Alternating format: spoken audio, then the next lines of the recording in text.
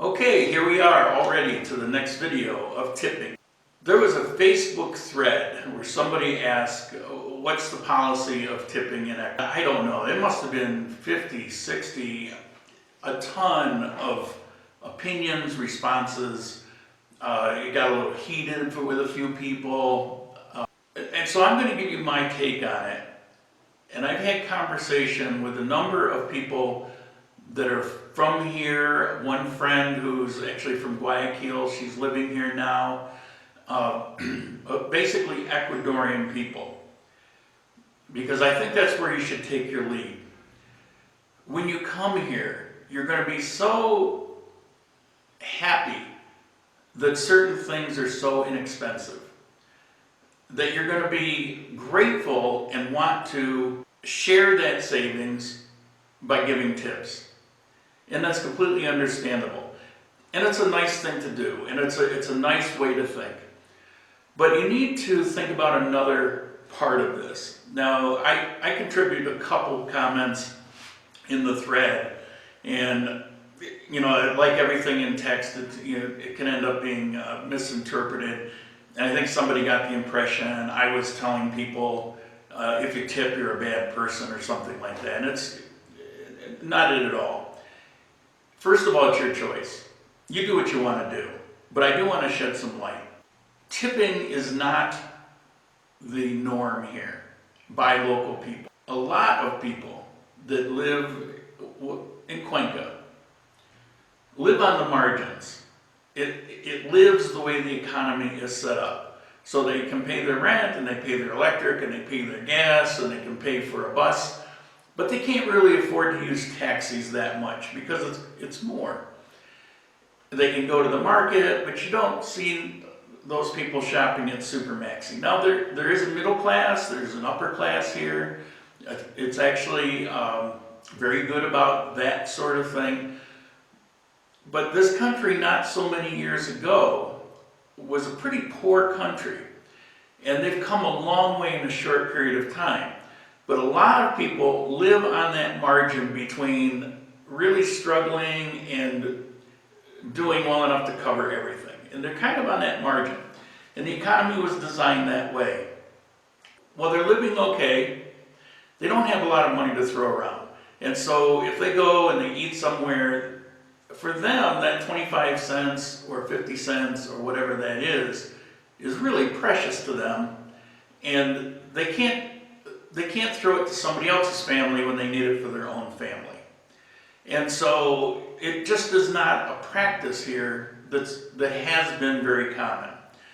Now, with about 5,000 Americans and another couple thousand other people from outside coming in, there's more and more tipping that's going on. Now, tipping's a great thing, and I used to, when I was in the States, I tipped the norm. If I got good service, if I got bad service, I would tip half of that. If I got rude service, I wouldn't tip at all. Here's the deal about the tipping. There's an opinion throughout the Ecuadorian society in Cuenca that when gringos come here, they have money to waste. Now, some will see that simply as being wasteful, distasteful, flashy, which is something in Cuenca they really don't like. They can see that almost as being rude or obnoxious, or you can put your label on it. They also, some, see that as affecting them personally in a negative way. Now, why is that? Well, let's take a taxi for instance. So I jumped in a taxi and he takes me halfway across the city and the meter says $2.50. And I've got $3 coins. And so I give him $3 and I say, oh, don't worry about it, keep the change. Perfectly normal for us. But that taxi driver begins to look for those and begins to expect it. And so what's he do in return? When an Ecuadorian gets in there, he figures he's probably not going to get a tip. So he tries to keep the change. Or he'll tell them, I don't have any change. And so it creates a problem. It's like he kind of has to keep it because he doesn't have any change to give back to them. That is something that didn't happen, that happens. that cost that Ecuadorian person 50 cents that they really didn't plan on and they couldn't really afford it. It put them in a box. Or let's take another situation. Taxi, let's say you're outside the Mall del Rio and you're looking for a taxi. And you're standing there on the curb and there's two Ecuadorian people also on the curb and we're all waiting for taxi. There's a good chance that taxi is going to pull up to the gringo. Why? Because he figures he's probably going to get a tip where with the other ones he won't. And so it puts them to the back of the bus. You can understand that that can create resentment.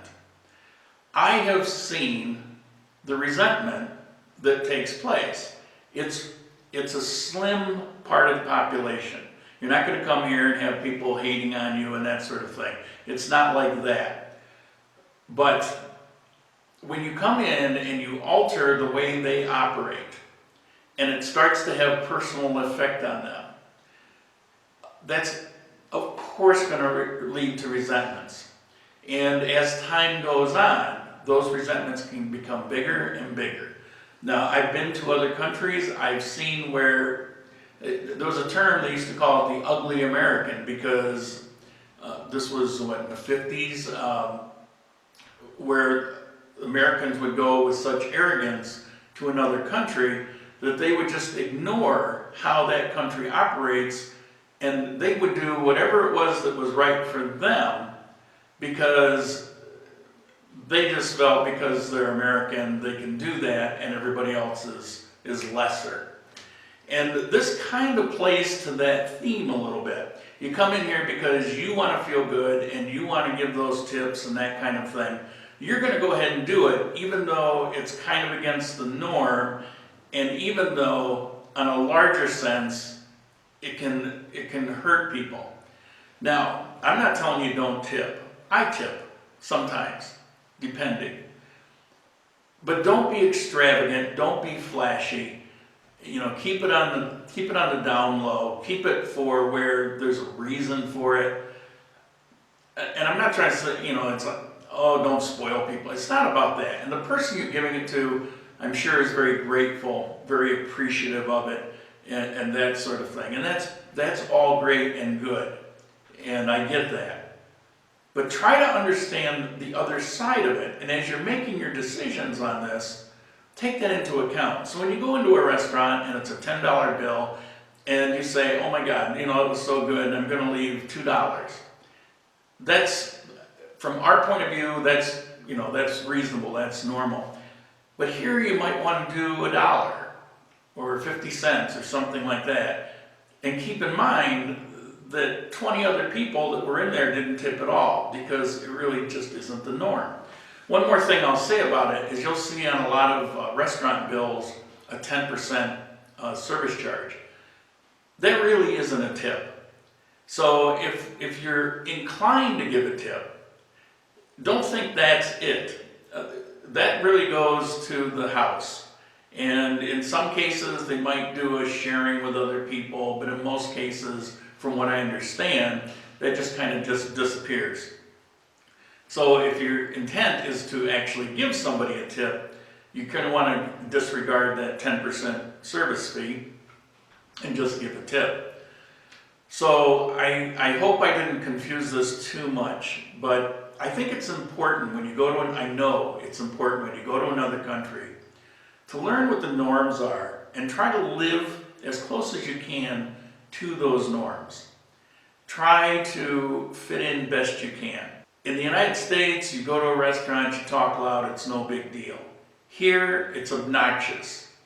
They don't appreciate it. It's not polite.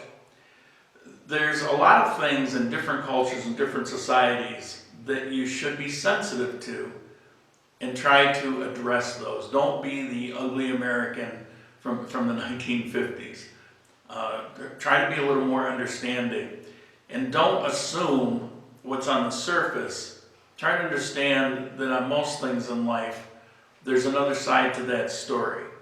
And take that into account. So should you tip, not tip? Just like I said in the beginning, it's up to you. But just understand the effect it can have. There's the instant gratification of somebody being very grateful and thanking you. And there's a long-term effect of what that can happen to the society and to how people are treated. You know you could.